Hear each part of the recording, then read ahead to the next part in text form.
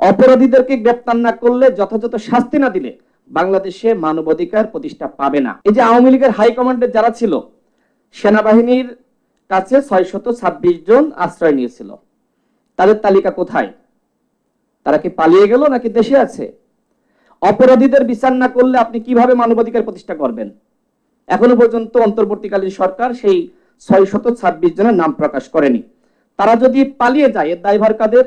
যদি সেখান থেকে মুক্ত হয়ে পালিয়ে যায়, আমি ধরে নিলাম যে ওবায়দুল কাদের সেখানে ছিল সেই 626 জনের মধ্যে, তাহলে ওবায়দুল কাদের যদি সেখান থেকে বের হয়ে এসে পরবর্তীতে বর্ডার ক্রস করে পালিয়ে যায়, দায়ভার কাদের? সেনাবাহিনীকে নিতে হবে, ডক্টর ইউনূসকে নিতে হবে।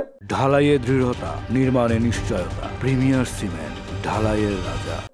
আমরা সেই বিষয়ে কোনো আলোচনা দেখছি না। আওয়ামী লীগের হাইকমান্ডের এখনো পর্যন্ত একজনকে গ্রেপ্তার করা হয়নি। শেখ পরিবারের এতগুলো এমপি ছিল, কাউকে গ্রেপ্তার করেছে? অপরাধীদেরকে গ্রেপ্তার না করলে, যথাযথ শাস্তি না দিলে বাংলাদেশে মানবাধিকার প্রতিষ্ঠা পাবে না। এখানে বাংলাদেশ জাতীয় মানবাধিকার কমিশনের কথা আসছে। এই কমিশন গত 15 বছরে কোনো কাজ করে নাই। সুতরাং এই কমিশন, এই নামে বাংলাদেশে কোনো মানবাধিকার সরকারি সংগঠন থাকতে পারে না।